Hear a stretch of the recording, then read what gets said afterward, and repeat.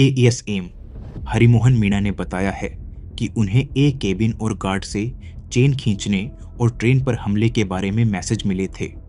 तीसरा मैसेज जो उन्हें ए केबिन से मिला था वह यह था कि ट्रेन में आग लगा दी गई है। गार्ड ने भी ऐसा ही मैसेज दिया था। ए केबिन से भेजे गए ये message deputy SS Yusuf Ali Syed ने भी सुने थे। उन्होंने इस बारे में एसएस जयसिंह कटिजा को बताया था। उन्होंने उसी रात अपनी report divisional railway manager Vadodara को भेजी थी। एएसएम राजेंद्र प्रसाद जो ए कैबिन में थे ने बताया है कि जब उन्होंने चेन खींचने का संकेत देने वाली सीटी सुनी और देखा कि ट्रेन रुक गई है तो वह केबिन से नीचे उतर गए। कुछ कदम चलने के बाद उन्होंने देखा कि एक भीड़ ट्रेन पर पत्थर फेंक रही थी। उन्होंने गार्ड के डिब्बे के पास एक और भीड़ भी देखी। वह भी ट्रेन पर पत्थर फेंक रही थी। जो भीड़ इंजन की तरफ थी वह भी ट्रेन पर पत्थर फेंक रही थी। पत्थरों से घायल होने के डर से वह वापस केबिन में चले गए। उनके अनुसार पत्थर फेंकना सुबह 8 बजे से 8:20 तक जारी रहा। उनसे पूछे गए सवालों के जवाब में उन्होंने बताया कि जब वह एक केबिन से नीचे उतरे थे तो ट्रेन के पिछले हिस्से पर पत्थर फेंके जा रहे थे। उन्होंने ट्रेन की गति कम होने पर एक भीड़ को ट्रेन के साथ दौड़ते हुए देखा था। भीड़ में से कुछ लोग ट्रेन के पास आए थे और वे ट्रेन पर पत्थर फेंक रहे थे। उन्होंने खुद डिप्टी स्टेशन सुपरिंटेंडेंट सैयद को टेलीफोन पर ट्रेन पर पत्थर से हमले के बारे में बताया था। उन्होंने वडोदरा कंट्रोल को भी इसके बारे में बताया था। यात्रियों में से महेश भाई चौधरी ने बताया है कि जब ट्रेन ए केबिन के पास रुकी थी तो वह कोच के बीच में कहीं ऊपरी बर्थ पर सो रहे थे। ट्रेन पर पत्थर लगने से हुए शोर के कारण वह जाग गए। उन्हें चोटें आईं। उन्होंने कहा है कि भीड़ के हमले के कारण उनके डिब्बे की खिड़कियों के शटर टूट गए थे। उनके अनुसार उनके जागने के लगभग 5 मिनट बाद कोच में धुआं भर गया था। सविताबेन साधु दरवाजे से लगभग 4 या 5 डिब्बे दूर बैठी थीं। उन्होंने बताया है कि भीड़ द्वारा पत्थर और दूसरी चीजों से हमला करने के कारण उनके कोच की खिड़कियां टूट गई थीं और उन्हें कुछ पत्थर लगे थे। उन्होंने यह भी बताया है कि दक्षिणी तरफ की एक खिड़की भीड़ में मौजूद कुछ लोगों ने तोड़ दी थी। हमले के बारे में विस्तार से पूछे जाने पर उन्होंने बताया कि उन्होंने भीड़ में मौजूद लोगों को उन खुली खिड़कियों से कोच के अंदर पत्थर और जलते हुए कपड़े फेंकते देखा था। जलते हुए कपड़े और कुछ तरल पदार्थ भी कोच में फेंका गया था। वह यह सब देख पाई क्योंकि जिस खिड़की के पास वह बैठी थीं उसके शटर टूट गए थे और खिड़की खुल गई थी। उन्होंने लोगों को कोच में कुछ तरल पदार्थ फेंकते हुए भी देखा था जिससे कोच में धुआं और आग लग गई थी। पहले धुआं उठा और कुछ समय बाद आग की लपटें दिखाई दीं। उनका शॉल जल गया था और उन्हें जलने की कुछ चोटें आई थीं। जनसंघर्ष मंच ने यह कहा कि यह कहकर कि कोच के अंदर फेंके गए जलते हुए कपड़ों और दूसरी चीजों से आग लगी थी वह झूठ बोल रही थी क्योंकि बाकी सभी सबूतों से पता चलता है कि पहले धुआं उठा और कुछ समय बाद आग लगी। उनके बयान को ध्यान से पढ़ने पर पता चलता है कि वह यह कहना चाहती थीं कि कोच के अंदर फेंके गए जलते हुए कपड़े कोच में गिरने के बाद भी जलते रहे और उसी से उनके कोच में आग और धुआं हुआ। बाबू भाई भी कोच S6 में यात्रा कर रहे थे। वह दरवाजे से 4 डिब्बे दूर बैठे थे। उन्होंने बताया है कि हमले के कारण उनके डिब्बे की दक्षिणी तरफ की एक खिड़की टूट गई थी और खुल गई थी। यह कोच में आग और धुआं लगने से पहले हुआ था। वह पत्थरों से बचने के लिए ऊपर की बर्थ पर चढ़ गए थे। उन्होंने बताया है कि उन्होंने किसी को भी कोच में आग लगाते या डिब्बे में घुसते नहीं देखा था। इस गवाह की गवाही से यह भी पता चलता है कि पहले कोच पर पत्थर वगैरह से हमला हुआ था जो कुछ देर तक चलता रहा और फिर कोच के अंदर धुआं भर गया। द्वारका भाई ने बताया है कि भीड़ द्वारा फेंके गए पत्थरों से उनकी सीट के पास की खिड़की का शीशा टूट गया था। उस खिड़की का मेटल शटर नहीं टूटा था लेकिन बगल वाले डिब्बे की खिड़की से एक पत्थर अंदर आया और उन्हें लगा। इसलिए वह ऊपर की बर्थ पर चढ़ गए और कुछ देर वहीं बैठे रहे। जब वह अभी भी ऊपर की बर्थ पर थे तो कोच के पिछले हिस्से से धुआं आने लगा। इसलिए वह उस बर्थ से नीचे उतर गए और कोच के तीसरे डिब्बे की खिड़की से बाहर निकलने में कामयाब हो गए। जयंती भाई एक ऐसे डिब्बे में बैठे थे जो टॉयलेट से 4 या 5 डिब्बे दूर था। उन्होंने बताया है कि ट्रेन पर पत्थरों से हमला हुआ था। अगले डिब्बे की एक खिड़की के शटर टूट गए थे और उन खिड़की से पत्थर कोच के अंदर आ रहे थे। उन्हें एक पत्थर लगा और उससे उन्हें चोट लगी, जिसका इलाज कराया गया। भीड़ में कुछ लोगों के पास लाठियां और दूसरे हथियार थे और वे चिल्ला भी रहे थे। पेश होने वाली पार्टियों के सवालों के जवाब में इस गवाह ने बताया है कि ए केबिन के पास ट्रेन रुकने के बाद उस पर पत्थर फेंके गए थे और वह कोच पर पत्थर लगने की आवाज से यह समझ पाया था, हालांकि वह इसे देख नहीं पाया था। उसने किसी को भी डिब्बे के बाहर या अंदर से कोई लिक्विड फेंकते हुए या किसी व्यक्ति को कोच में आग लगाते हुए नहीं देखा था। जब तक वह उस कोच से बाहर नहीं निकल पाया, तब तक उसने कोच के अंदर कोई आग की लपट नहीं देखी थी। कोच से बाहर निकलने के लिए वह कोच के इंजन वाली तरफ गया था। उसने कहा है कि कोच में कुछ यात्री कह रहे थे कि कोच के पिछले हिस्से में आग लग गई है और इसीलिए यात्री कोच के इंजन वाली तरफ के दरवाजों की ओर जाने की कोशिश कर रहे थे। जैसा कि पहले बताया गया है, राम फेरा सिंह टेलीफोन डिपार्टमेंट में लाइन इंस्पेक्टर थे और उत्तर प्रदेश में अपने गांव से लौट रहे थे। उन्होंने बताया है कि कोच पर हमला हुआ था और इसके परिणाम स्वरूप उनके डिब्बे की कई खिड़कियां टूट गई थीं। कोच के अंदर आ रहे पत्थरों से खुद को बचाने के लिए वह ऊपर की बर्थ पर चढ़ गए थे। उन्होंने बताया है कि दक्षिणी तरफ की खिड़कियां भीड़ में मौजूद लोगों ने तोड़ी थीं। जिस डिब्बे में वह बैठे थे उसकी दोनों खिड़कियां खुल गई थीं और उन खिड़कियों से जलते हुए कपड़े वगैरह अंदर आ रहे थे। वह लगभग 10 से 15 मिनट तक ऊपर की बर्थ पर रहे। उन्होंने कोच के अंदर पत्थर और जलते हुए कपड़े गिरते देखे थे। जलते हुए कपड़ों से कोच के अंदर बहुत धुआं हो गया था। कुछ ज्वलनशील पदार्थ वाले पाउच भी कोच के अंदर फेंके गए थे। उन्होंने जलते हुए कपड़ों की लपटें देखी थीं। जैसा कि उन्होंने बताया, इन सब से कोच में बहुत धुआं हो गया था। उनके डिब्बे की सीटों के बीच जले हुए कपड़े गिर गए थे और उनसे धुआं निकल रहा था। उन्होंने पूछे गए सवाल का साफ साफ जवाब देते हुए कहा कि कोच में आग भीड़ में मौजूद लोगों द्वारा कोच के अंदर फेंकी गई चीजों की वजह से लगी थी। उन्होंने डिब्बे के फर्श से धुआं निकलते हुए नहीं देखा था। उन्होंने आगे बताया कि आग की लपटें देखकर वह ऊपर की बर्थ से नीचे उतर गए थे और जब आग की लपटें उनके पास आईं तो वह कोच से बाहर कूद गए। उसी समय उनके कान के पास जलने से चोट लगी थी। उनका बेटा भी पत्थर से घायल हो गया था। उत्तर प्रदेश के रहने वाले सतीश कुमार मिश्रा अपनी पत्नी और बेटी के साथ गुजरात लौट रहे थे। कोच में लगी आग की वजह से उन्होंने अपनी पत्नी को खो दिया। उन्होंने बताया कि वे खिड़कियों से कोच के अंदर आ रहे पत्थरों से बचने के लिए ऊपर की बर्थ पर चढ़ गए थे। उन्हें जलने से चोटें आईं। उनकी पत्नी जिंदा जल गईं। जब वह कोच से बाहर निकल रहे थे तो उन्होंने कोच की सीटों को जलते हुए देखा था। अश्विन भाई कोच नंबर S5 में थे। उन्होंने बताया कि वह खिड़की से दक्षिणी तरफ भीड़ देख सकते थे। उन भीड़ में कुछ लोग केरबा कपड़े वगैरह ले जा रहे थे। केरबा कारबॉय के लिए इस्तेमाल होने वाला एक स्थानीय शब्द है।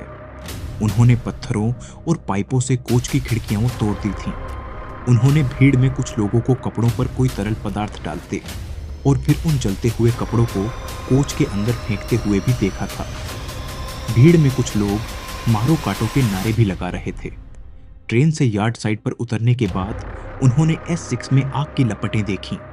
भूपता भाई ने कहा कि ए केबिन के पास ट्रेन रुकने के बाद उस पर जोरदार पत्थरबाजी शुरू हो गई थी। उन्होंने भीड़ में कुछ लोगों को केरबा वगैरह ले जाते हुए देखा था। वे मारो, जला दो, काट डालो के नारे लगा रहे थे। उन्होंने कुछ लोगों को कार्बोय से कोई तरल पदार्थ डालते और जलते हुए कपड़े कोच के अंदर फेंकते हुए देखा था। लालन प्रसाद अपनी पत्नी, बेटे और पोते के साथ उत्तर प्रदेश में अपने गांव से लौट रहे थे। कोच में आग लगने की वजह से उन्होंने अपने पोते को खो दिया। उन्होंने बताया कि ट्रेन शुरू होने के बाद उस पर पत्थरों से जोरदार हमला किया गया और उन पत्थरों से उनके डिब्बे की खिड़कियां टूट गईं, इसलिए वह ऊपर की बर्थ पर चढ़ गए थे। उन्होंने देखा कि कोच के अंदर पत्थर, जलते हुए कपड़े और दूसरी चीजें गिर रही थीं। पत्थर फेंकना लगभग 10 मिनट तक जारी रहा और फिर डिब्बे में धुआं और आग लग गई। उन्होंने देखा कि कुछ जलती हुई चीजें कोच के अंदर गिर रही थीं और उन्हें लगा कि उसकी गंध पेट्रोल जैसी थी। धुआं सीट नंबर 72 की तरफ से आ रहा था, यानी गार्ड की तरफ से। उनके हाथों और पैरों पर जलने की चोटें आईं और उनके कपड़ों के कुछ हिस्से जल गए थे। गायत्री देवी ने बताया है कि जब ट्रेन लगभग आधा किलोमीटर की दूरी तय करने के बाद रुकी थी तो उस पर जोरदार पत्थरबाजी हुई थी। उस समय उन्होंने चिल्लाने की आवाजें सुनी, मार डालो, काट डालो। हमले की वजह से उनके कोच की खिड़कियां टूट गई थीं और उन खिड़कियों से पत्थर और बल्ब कोच के अंदर आ रहे थे। इसलिए पत्थरों से बचने के लिए वे ऊपर की बर्थ पर चढ़ गईं। उनकी बहन प्रतीक्षा को एक पत्थर लगा। एक एसिड बल्ब मालाबेन को लगा और उन्हें जलने की चोटें आईं। उन्होंने अपने कोच के बगल वाले डिब्बे में जलते हुए कपड़े गिरते देखे। उन कपड़ों से डिब्बे में धुआं और आग लग गई थी। एक जलता हुआ कपड़ा उस बर्थ के पास नीचे की सीट पर गिरा जिस पर वे बैठी थी। उससे बहुत धुआं निकल रहा था और इसीलिए वे कोच से बाहर निकलने के लिए ऊपर की बर्थ से नीचे उतर गई। उन्हें एक पत्थर लगा और उनके कान के पास जलने की चोटें भी आईं। उन्होंने कहा है कि उन्होंने भीड़ में कुछ लोगों को टूटी हुई खिड़की से कारबॉय से कुछ फेंकते हुए देखा था।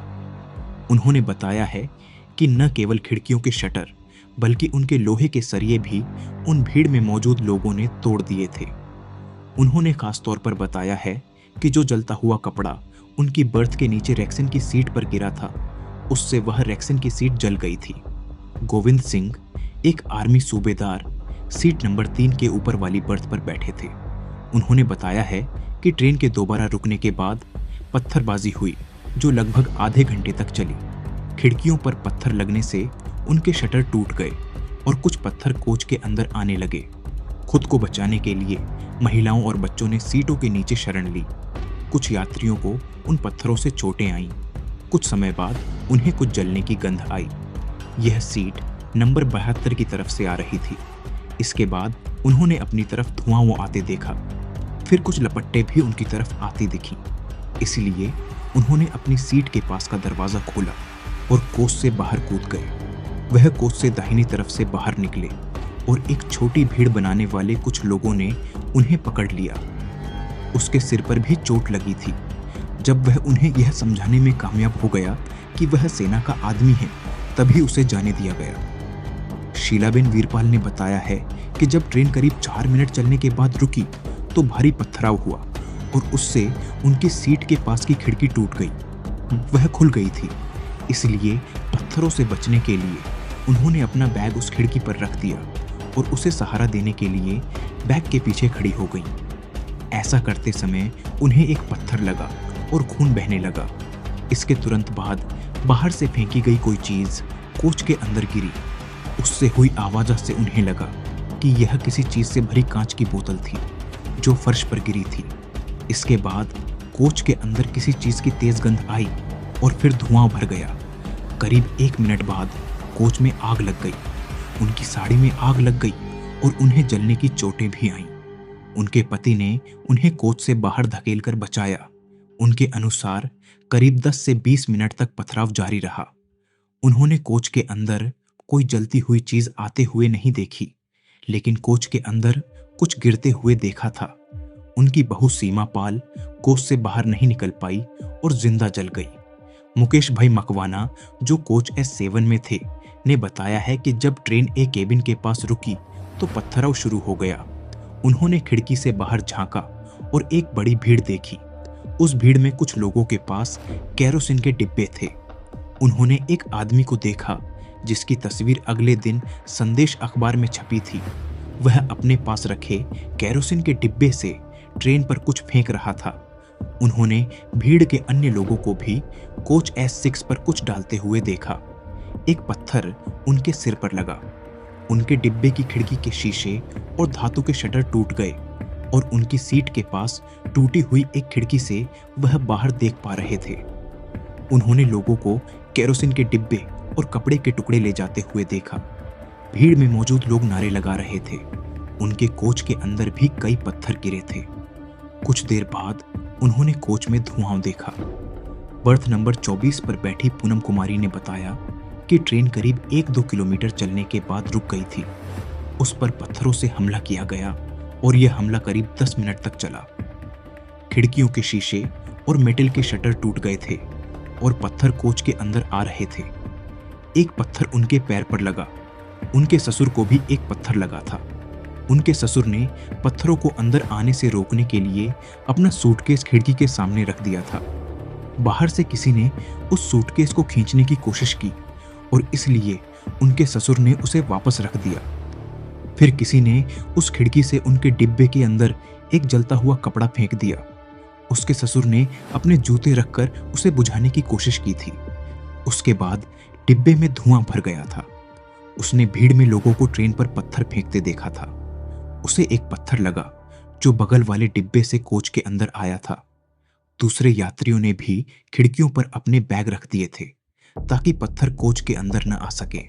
उसने बताया है कि उसकी सीट के पास वाली खिड़की से जलते हुए कपड़े के टुकड़े कोच के अंदर फेंके गए थे। उस समय वह ऊपर की बर्थ पर बैठी थी। उसने कोई आग की लपट नहीं देखी थी, बल्कि कोच के अंदर सिर्फ धुआं देखा था। कोच से बाहर आने के बाद उसने आग की लपटें देखी। वे कोच के गार्ड की तरफ वाले सिरे पर थीं। उसने बताया है कि जिस व्यक्ति ने उनके डिब्बे में जलता हुआ कपड़ा फेंका था वह दाढ़ी वाला एक मुस्लिम लड़का था। हरिप्रसाद जोशी, जो इनकम टैक्स विभाग में इंस्पेक्टर थे, सीट नंबर 43 पर बैठे थे। उन्होंने बताया है कि ट्रेन कुछ दूरी चलने के बाद रुक गई थी। पत्थरबाजी चल रही थी। बगल वाले डिब्बे की एक खिड़की खुली रह गई थी और उससे पत्थर कोच के अंदर आ रहे थे। इसीलिए वहां बैठे यात्री अपनी सीटों से उठकर रास्ते में खड़े हो गए थे। कई यात्री ऊपर की बर्थ पर चढ़ गए थे, लेकिन जब किसी ने कहा कि कोच में आग लग गई है तो वे नीचे उतर आए। धुआं अंदर न जाए, इसलिए वह कोच के फर्श पर रेंगते हुए दरवाजे के पास पहुंचा। तब तक उसकी जैकेट का पिछला हिस्सा जल गया था और उसके दाहिने कान और चेहरे पर भी जलने की चोट लगी थी। वह कोच से बाहर निकलने में कामयाब हो गया, लेकिन उसकी पत्नी ऐसा नहीं कर पाई।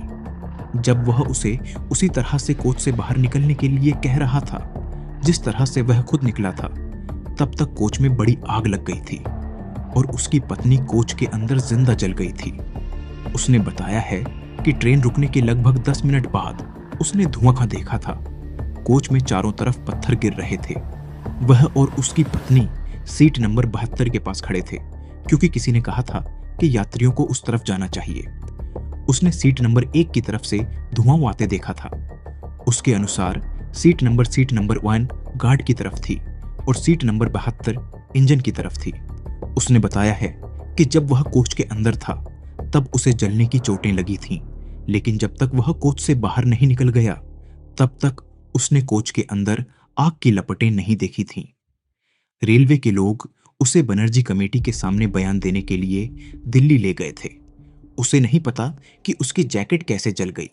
उसने बताया है कि आग उसके पीछे थी और उसकी जैकेट भी पीछे से जल गई थी। पुलिस को दिया गया उसका बयान उसे पढ़कर सुनाया गया और उसने पुष्टि की कि इसे सही ढंग से रिकॉर्ड किया गया था।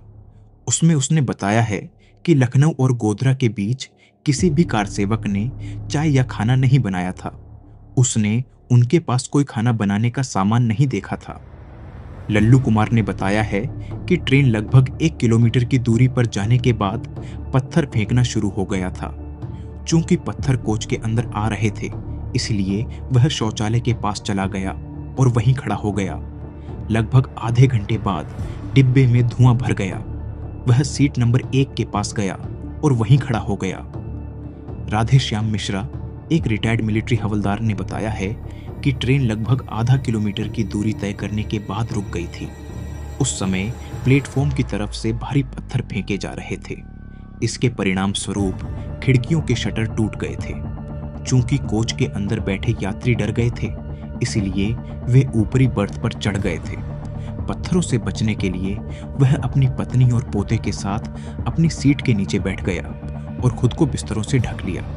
इससे पहले उसने भीड़ में लोगों को ट्रेन पर पत्थर फेंकते देखा था, वे चिल्ला रहे थे, मार डालो, काट डालो। उसे आंख पर एक पत्थर लगा और उसके बाद उसने एक सीट के नीचे शरण ली। कुछ अन्य यात्रियों ने पत्थरों को अंदर आने से रोकने के लिए खुली खिड़कियों के सामने अपने बैग रख दिए थे। उसने भीड़ में लोगों को कोच के अंदर कांच की बोतलें फेंकते देखा था। इन सब चीजों के कारण कोच के अंदर बैठे यात्री घायल हो रहे थे। उसने आगे कहा कि बोतलों में कुछ तरल पदार्थ था और वह तरल पदार्थ कोच में गिरने के बाद जलने लगा था। भीड़ में कुछ लोगों ने जलते हुए कपड़े भी कोच के अंदर फेंके थे। फिर कोच में आग और धुआं हो गया और यात्री चिल्ला रहे थे, आग लगी है, आग लगी है। धुएं की गंध से उन्हें लगा कि पेट्रोल जल रहा है। उन्होंने सीट नंबर 72 की तरफ से धुआं और आग की लपटें निकलते देखी। उन्हें नाक और पैर में चोट लगी थी। उन्होंने अपने इलाज के लिए अहमदाबाद सिविल अस्पताल द्वारा जारी मेडिकल सर्टिफिकेट पेश किया है। उन्होंने जिस टिकट पर यात्रा की थी वह भी पेश किया है। उन्होंने बताया कि कांच की बोतलें और जलते हुए कपड़े जो कोच के अंदर गिरे थे, उनसे कोच में धुआं हुआ। इसके बाद उन्होंने अपने कोच के आखिर में कुछ गिरने और फटने की तेज आवाज सुनी। उन्होंने बताया कि खिड़कियों के शटर कांच और एल्यूमिनियम के थे, लेकिन वे बाहर देख पा रहे थे क्योंकि कुछ खिड़कियों के शटर टूट गए थे और खुल गए थे। पत्थर फेंकने वाले दाढ़ी वाले मुसलमान थे। उन्होंने टोपी पहनी हुई थी। उनकी सीट के पास की दोनों खिड़कियां खुल गई थीं और इसलिए वे बाहर देख पा रहे थे। जब तक वह कोच से कूदे तब तक कोच में आग की लपटें उनकी सीट के पास नहीं पहुंची थीं। उन्होंने इस बात से इनकार किया कि किसी ने कोच के अंदर खाना बनाने के लिए केरोसिन का स्टोव जलाया था। उनका आगे जवाब था कि कोच इतना ज्यादा भरा हुआ था कि ऐसा करना नामुमकिन था। राम नरेश गुप्ता ने बताया है कि खिड़कियों पर पत्थर लगने से उनके शटर टूट गए थे और उन्होंने उन खुली खिड़कियों से बाहर मुस्लिम भीड़ को देखा था। वे तलवारों और लोहे की छड़ों जैसे हथियार भी लिए हुए थे और मारो, काटो, सबको जला दो चिल्ला रहे थे। भीड़ उनके कोच पर पत्थर फेंक रही थी। कुछ समय बाद उन्होंने अपने कोच के टॉयलेट की तरफ से धुआं निकलते देखा। भीड़ कोच के अंदर जलती हुई चीजें भी फेंक रही थीं। जब पत्थर फेंकना शुरू हुआ तो कोच S6 से कोच S7 की ओर जाने वाला दरवाजा बंद कर दिया गया था। उसे अंदर से एक छोटे स्टॉपर से लॉक कर दिया गया था। उन्होंने खुद वह दरवाजा बंद किया था। शोर से उन्हें पता चल रहा था कि बाहर से लोग उस दरवाजे पर मार रहे थे। फिर उन्होंने प्लेटफॉर्म की तरफ यानी ट्रेन के बाईं ओर के टॉयलेट से धुआं निकलते देखा। जब तक वह डिब्बे से बाहर नहीं निकले तब तक उन्होंने आग की लपटें नहीं देखी थीं। उन्होंने बताया है कि कोच के अंदर धुएं के कारण उनकी आंखों में जलन हो रही थी और सांस लेने में दिक्कत हो रही थी। वीरपाल पाल ने भी बताया है कि उनके कोच की खिड़कियों के शटर पर पत्थर लगने से वे टूट गए थे और उसके बाद पत्थर कोच के अंदर आने लगे थे। एक पत्थर उनकी पत्नी को लगा और दूसरा पत्थर उनकी बहू को लगा। कोच के अंदर कांच की बोतलें भी फेंकी गईं। थोड़े ही समय में कोच में धुआं भर गया। उन्होंने बताया है कि पेट्रोल जलने के कारण उनके कोच के अंदर धुआं हुआ था। आरपीएफ कांस्टेबल श्री मोहन जाधव ने भी देखा था कि ट्रेन के वहां रुकने के बाद ए केबिन के पास क्या हो रहा था। उन्होंने ट्रेन के पास एक बड़ी भीड़ देखी थी। उनमें से लोगों के पास लाठियां, लोहे के पाइप वगैरह थे। जब वह पुलिया के पास पहुंचे तो उन्होंने ट्रेन के एक कोच से धुआं निकलते देखा।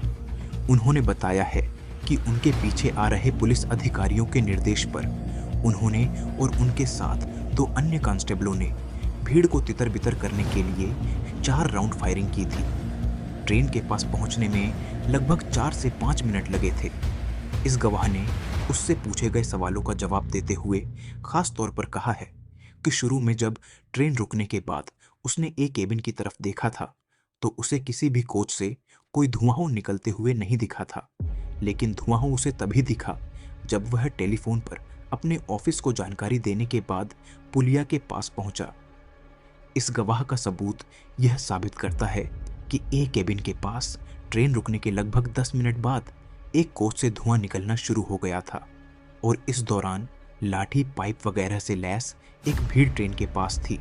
और उसका व्यवहार ऐसा था कि उसे और उसके साथी को गोली चलाने का सहारा लेना पड़ा।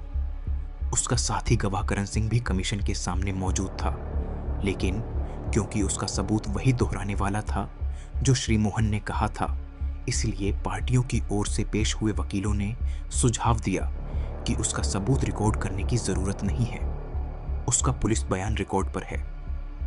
RPF police constable Shri Mohan के साथ पीसी जगदीश सिंह और करण सिंह लाल सिंह ड्यूटी पर थे जब साबरमती एक्सप्रेस ट्रेन गोधरा पहुंची थी। 1 मार्च 2002 को दिए गए अपने पुलिस बयानों में उन्होंने कहा है कि साबरमती एक्सप्रेस ट्रेन के प्लेटफॉर्म से निकलने के बाद वे प्लेटफॉर्म नंबर 2 पर लॉबी में गए और तब तक जो हुआ था उसके बारे में अपनी पोस्ट को जानकारी दी। उसके बाद वे प्लेटफॉर्म पर वापस आ गए। उस समय उन्होंने सिग्नल फलिया के पास कई लोगों को ए केबिन की ओर जाते देखा। जब उन्होंने ए केबिन की ओर देखा तो उन्होंने ट्रेन को उस जगह खड़ी देखा और लगभग 900 से 1000 मुसलमान पत्थरों, लोहे की छड़ों, पाइपों वगैरह से ट्रेन पर हमला कर रहे थे।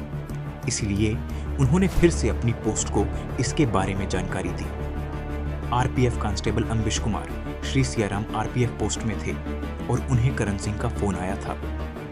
उन्होंने कहा है कि क्योंकि पीसी करण सिंह ने और पुलिस बल की मांग की थी, इसलिए एएसआई अब्दुल भाई जो पोस्ट के इंचार्ज थे ने उन्हें और एक और कांस्टेबल को ए केबिन के पास जाने का निर्देश दिया था। जब वे वहां जा रहे थे तो उन्होंने देखा कि लगभग 1000 मुसलमानों की भीड़ थी जिनके पास लाठियां, लोहे की छड़ें, पाइप वगैरह थे और वे ट्रेन पर पत्थर फेंक रहे थे। भीड़ में कुछ लोग चिल्ला रहे थे, हिंदुओं को मार डालो और जला दो। उन्होंने अपने पुलिस बयान में ऐसा ही कहा था। RPF police constable Shri Mohan ने आगे बताया है कि जब वह पीसी कर्ण सिंह और अम्बिश कुमार के साथ ए केबिन की ओर जा रहे थे तो उन्होंने ए केबिन के पास एक भीड़ देखी और उसमें मौजूद लोगों के पास पत्थर, लाठियां, पाइप, लोहे की छड़ें वगैरह थीं। पीएसआई जाला जो उनके पीछे आते हुए दिखे, उन्होंने हाथ के इशारों से उन्हें हवा में गोली चलाने को कहा। उन्होंने और करण सिंह ने तब एक एक राउंड गोली चलाई। 2 राउंड अम्बिश कुमार ने चलाए। इसके बाद भीड़ में मौजूद लोग सिंगल फलिया की ओर भागने लगे। पीसी करण सिंह और अम्बिश कुमार ने भी पुलिस को दिए अपने बयानों में ऐसा ही कहा है। गोधरा रेलवे पुलिस स्टेशन के इंचार्ज एसआई गलाभाई ने बताया है कि साबरमती एक्सप्रेस ट्रेन के प्लेटफॉर्म से निकलने के कुछ समय बाद assistant station master Meena police station आए और उन्हें बताया कि साबरमती एक्सप्रेस ट्रेन पर पत्थरों से हमला हो रहा है और उन्हें अपने सीनियर अधिकारियों को इसके बारे में बताना चाहिए। उन्होंने तुरंत एएसआई श्री जाला को टेलीफोन पर सूचना दी। इस बीच उन्होंने पुलिस स्टेशन में मौजूद 6 या 7 पुलिस कर्मियों को ए केबिन के पास जाने का निर्देश दिया। उन्होंने गोधरा जिला पुलिस कंट्रोल को भी इस बारे में बताया। हालांकि एएसआई गलाभाई ने खुद यह नहीं बताया है कि उन्होंने ए केबिन के पास साबरमती एक्सप्रेस ट्रेन पर हुए हमले के बारे में वडोदरा रेलवे पुलिस कंट्रोल को सूचित किया था, लेकिन डीएसपी सिंपी के सबूतों से ऐसा लगता है कि एएसआई गलाभाई ने सुबह 8:15 से कुछ समय पहले यह संदेश दिया था। डीएसपी सिंपी वडोदरा में पश्चिमी रेलवे के कार्यालय में इंचार्ज पुलिस अधीक्षक थे। उन्होंने बताया है कि उन्हें सुबह 8:15 पर पश्चिमी रेलवे पुलिस कंट्रोल से साबरमती एक्सप्रेस ट्रेन पर हमले के संबंध में एक संदेश मिला था। इस संदेश के कारण वह इसके तुरंत बाद गोधरा के लिए रवाना हो गए। पुलिस कांस्टेबल मनसिंह वसावा 27 फरवरी 2002 को सुबह 8 बजे तक गोधरा रेलवे स्टेशन पर राइटर कांस्टेबल के रूप में ड्यूटी पर थे। उन्होंने बताया है कि उन्हें रेलवे पुलिस स्टेशन के पीएसओ ने ए केबिन के पास ट्रेन पर पत्थरबाजी के बारे में बताया और पुलिस कांस्टेबल दलाभाई के साथ वहां जाने को कहा। उन्होंने देखा कि 2 आरपीएफ कांस्टेबल उनके आगे ए केबिन की ओर जा रहे थे। जब वे वहां जा रहे थे तो भीड़ द्वारा पत्थरबाजी जारी थी। भीड़ ट्रेन से लगभग 50 फीट दूर थी। उन्होंने यह भी बताया है कि ट्रेन के बाईं ओर के डिब्बों की खिड़कियां और दरवाजे बंद थे। उन्होंने और दलाभाई ने कोच S6 के पास जाते समय भीड़ को दूर रखने के लिए अपनी लाठियों का इस्तेमाल किया। इसके तुरंत बाद एएसआई झाला और दूसरे पुलिसकर्मी वहां आए और उन्होंने फायरिंग शुरू कर दी। इस गवाह ने ट्रेन पर दूसरे हमले के बारे में भी बयान दिया है। उसने एसपी श्री सिंपी के आदेश पर अपनी बंदूक से लगभग 8 राउंड फायर किए थे। पीएसआई मोहब्बत सिंह जाला गोधरा रेलवे पुलिस स्टेशन के इंचार्ज इंस्पेक्टर थे। चूंकि वीएचपी और बजरंग दल के कार सेवक साबरमती एक्सप्रेस ट्रेन से अयोध्या जाने वाले थे, इसलिए वह 27 फरवरी 2002 को रात 12:36 पर बंदोबस्त बनाए रखने के लिए उस ट्रेन से गोधरा से दाहोद गए थे। वह लगभग 4:30 पर दाहोद से लौटे और अपने घर चले गए। लगभग 8 बजे उन्हें अपने पीएसओ से एक मैसेज मिला कि साबरमती एक्सप्रेस ट्रेन में चेन पुलिंग हुई है और उस पर पत्थरों से हमला हो रहा है। वह तुरंत रेलवे पुलिस स्टेशन पहुंचे। वह लगभग 8:10 पर वहां पहुंचे। जब उन्होंने ये केबिन की ओर देखा तो उन्होंने ट्रेन के एक कोच से धुआं निकलते देखा। इसलिए उन्होंने पीएसओ को मदद के लिए फायर ब्रिगेड को सूचित करने के लिए कहा। इसके बाद वह कुछ पुलिसकर्मियों के साथ ट्रेन की ओर बढ़े। वह ट्रेन के ऑफ साइड से यानी ट्रेन के दाहिनी ओर से गए। इस तरह कोच S6 तक जाने के बाद वह ट्रेन के बाईं ओर गए जहां से पत्थर फेंके जा रहे थे। उन्होंने देखा कि बाईं ओर के कोच के सभी दरवाजे और खिड़कियां बंद थीं। उन्होंने ट्रेन के किनारे पूरे रास्ते भीड़ देखी। उन भीड़ में मौजूद लोग ट्रेन पर पत्थर फेंक रहे थे। उनमें से कुछ जोर जोर से मारो काटो कह रहे थे। इसलिए उन्होंने भीड़ को तितर बितर होने का आदेश दिया। चूंकि भीड़ ने उनके आदेश का पालन नहीं किया, इसलिए उन्होंने लाठीचार्ज का आदेश दिया। कुछ और पुलिसकर्मी आने के बाद भीड़ को तितर बितर करने के लिए आंसू गैस का भी इस्तेमाल किया गया। उन कार्रवाइयों का मनचाहा असर नहीं हुआ और इसलिए उन्होंने अपने आदमियों को अपनी बंदूकों से गोलियां चलाने का आदेश दिया। यह सब लगभग 10 मिनट के अंदर हुआ था। फिर वह इंजन ड्राइवर के पास गया और उसकी शिकायत सुनी। उसने एक व्यक्ति को पकड़ा भी था। उसने देखा कि कोच S6 की खिड़कियां और दरवाजे टूटे हुए थे। कोच S6 और S7 के बीच का रबर कॉरिडोर जला हुआ था, इसलिए उसने उसका पंचनामा बनवाया। जन संघर्ष मंच द्वारा पूछे गए एक सवाल के जवाब में उसने साफ तौर पर कहा है कि यह कहना सच नहीं है कि उस समय ट्रेन के पास बदमाशों की कोई भीड़ नहीं थी और जो लोग वहां जमा हुए थे वे लोग थे जो प्लेटफॉर्म से यह देखने आए थे कि क्या हो रहा है। उसने आगे कहा कि उसने कोचों पर पत्थर लगने से बने निशान देखे थे। उसने उस समय यह भी देखा था कि खिड़कियां और खिड़कियों की सलाखें टूटी हुई थीं। एएसआई छत्र सिंह और पुलिस कांस्टेबल दला भाई, इंद्र सिंह, कानू भाई, रमा भाई और महेंद्र सिंह, जो सभी मोहब्बत सिंह के साथ ट्रेन के पास गए थे, उन्होंने अपने पुलिस बयानों में भीड़ द्वारा ट्रेन पर पत्थर फेंकने और उन भीड़ को तितर बितर करने के लिए पुलिस द्वारा की गई कार्रवाई के बारे में लगभग एक ही बात कही है। रेलवे पुलिस कर्मियों में से जो पहले ट्रेन की ओर गए थे, उनमें से कुछ ने उसी दिन पुलिस के सामने अपने बयान दिए थे और अन्य ने उसके कुछ दिनों बाद अपने बयान दिए थे।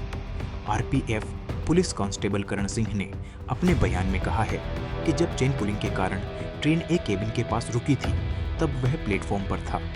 यह देखकर उसने अपने आरपीएफ पोस्ट को इसकी सूचना दी थी। फिर वह आरपीएफ कांस्टेबल भंवरलाल, जय भगवान और अमरीश कुमार के साथ एक केबिन की ओर बढ़ा। 1 मार्च 2002 को दर्ज अपने पुलिस बयान में उसने ट्रेन पर हमले और पुलिस द्वारा की गई कार्रवाई के बारे में बताया था। अन्य पुलिस कांस्टेबल जो उसके साथ थे, उन्होंने भी जांच के दौरान पुलिस को दिए गए अपने बयानों में यही बात कही थी।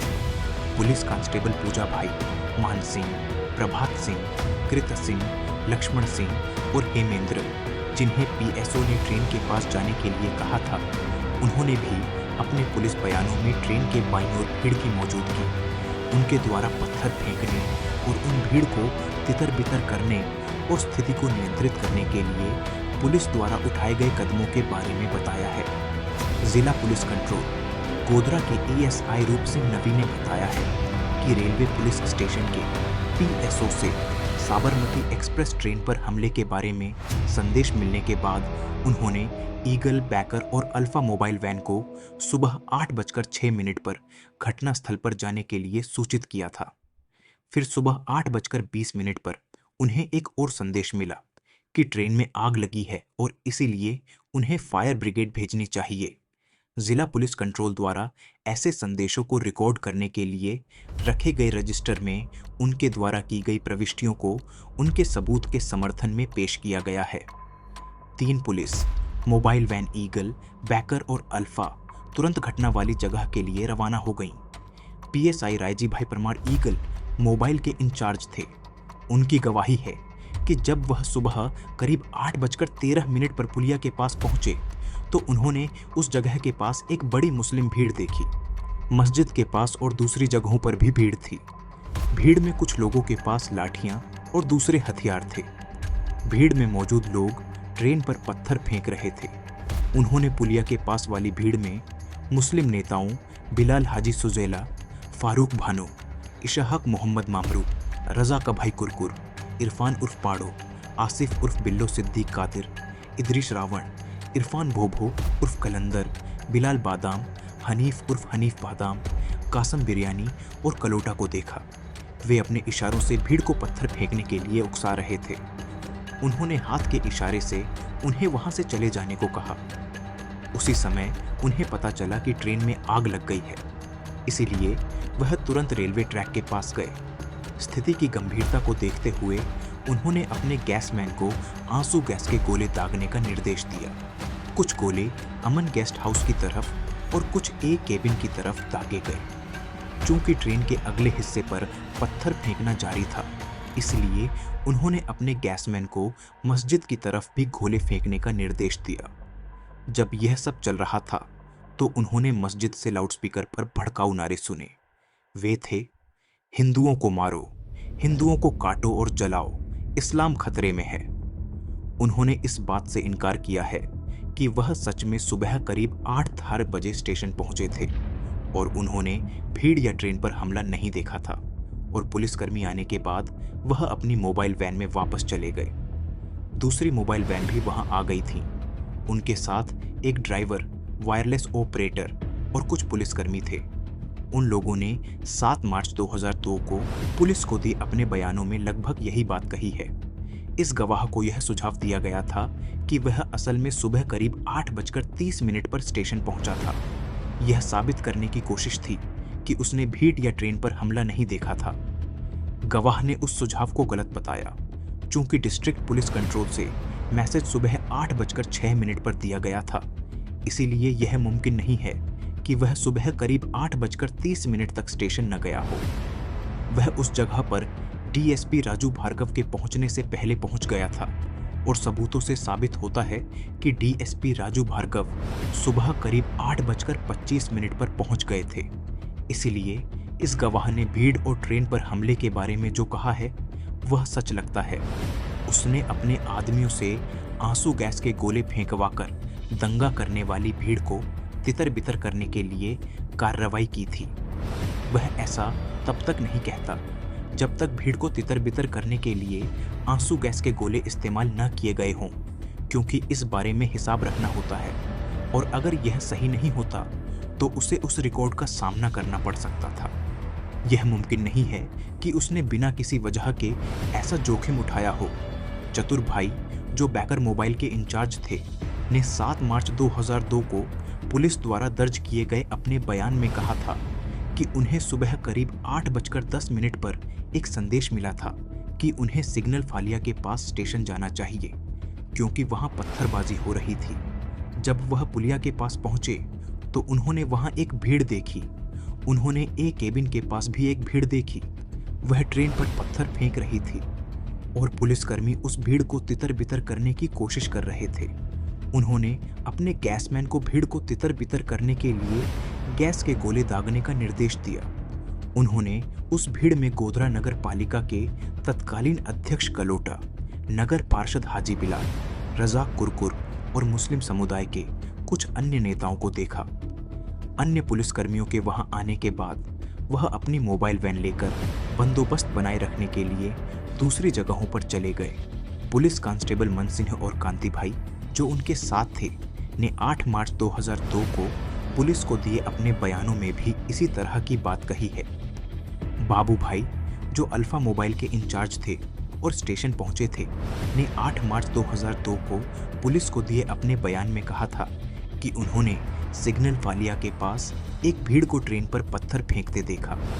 ट्रेन का एक डिब्बा पहले ही आग की चपेट में आ चुका था, इसलिए उन्होंने तुरंत फायर ब्रिगेड भेजने का संदेश भेजा। उन्होंने भीड़ को तितर-बितर करने के लिए आंसू गैस के गोले दागने का आदेश दिया। उन्होंने उस भीड़ में गोधरा नगर पालिका अध्यक्ष श्री क्लोटा और नगर पार्षद हाजी बिलाल को देखा। वे मुसलमानों को उकसा रहे थे। इसके बाद वह ट्रेन के पास गए और यात्रियों की मदद की। उनके वायरलेस ऑपरेटर जसवंत सिंह ने 8 मार्च 2002 को दिए अपने बयान में और सशस्त्र पुलिस कांस्टेबल विनू भाई और दलपत सिंह ने 9 मार्च 2002 को पुलिस को दही अपने बयानों में भी यही बात कही है। सुरेश गिरी मोहनगिरी गोसाई गोधरा नगर पालिका द्वारा संचालित फायर ब्रिगेड में फायरमैन के रूप में काम कर रहे थे। उन्होंने बताया है कि उन्हें 8:20 पर एक संदेश मिला था कि सिग्नल फलिया के पास साबरमती एक्सप्रेस ट्रेन में आग लग गई है और इसलिए तुरंत एक फायर फाइटर भेजा जाए। इसलिए वह एक फायर फाइटर के साथ वहां गए थे। सिग्नल फलिया के पास पुराने ओक्ट्रोय नाके के पास लगभग 1,500 से 2,000 लोगों की भीड़ ने उन्हें रोक दिया था। यह मुसलमानों की भीड़ थी। उस समय बिलाल हाजी एक मोटरसाइकिल पर वहां आए थे और अपने हाथों के इशारों से भीड़ को फायर फाइटर को वहीं रोकने के लिए उकसाया था। इसके बाद भीड़ में से कुछ लोगों ने फायर फाइटर पर पत्थर फेंके। तब फायर फाइटर के ड्राइवर ने गाड़ी इस तरह चलाई कि भीड़ को हटना पड़ा। फिर वे अपनी गाड़ी पुलिया के नीचे ले गए और फिर ट्रेन के पास।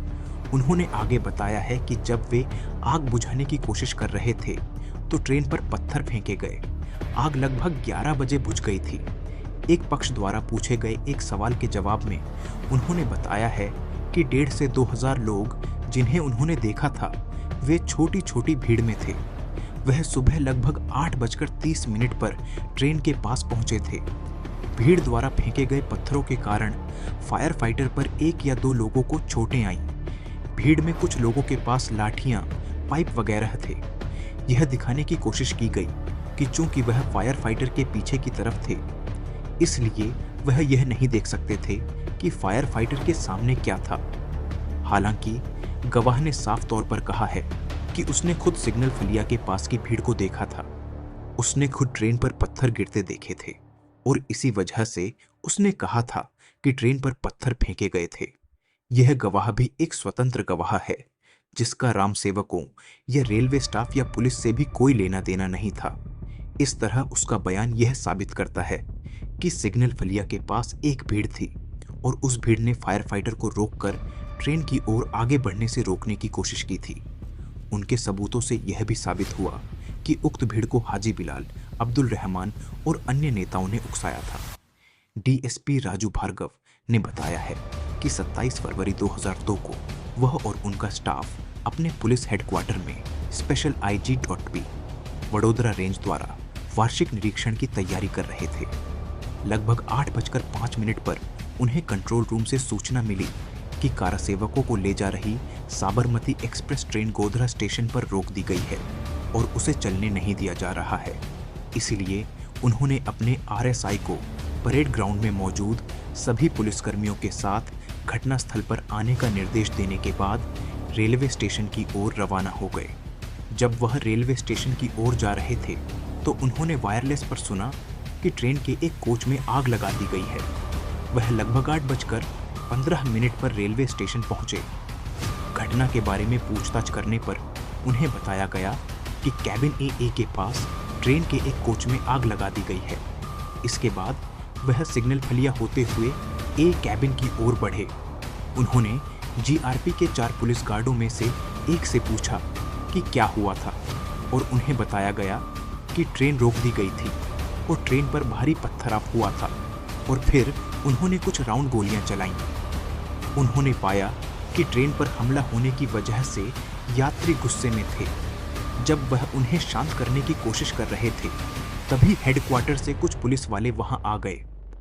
उन्होंने यात्रियों को किसी और हमले से बचाने के लिए उन सभी को ट्रैक के किनारे तैनात कर दिया। इसके बाद उन्होंने सुबह 8:26 पर स्थिति के बारे में special IG.P Vadodara range, Vadodara को जानकारी दी। उन्होंने डिस्ट्रिक्ट कलेक्टर को भी इसके बारे में बताया और उनसे यात्रियों को दूसरी जगह ले जाने के लिए ST बसों और गाड़ियों का इंतजाम करने का अनुरोध किया।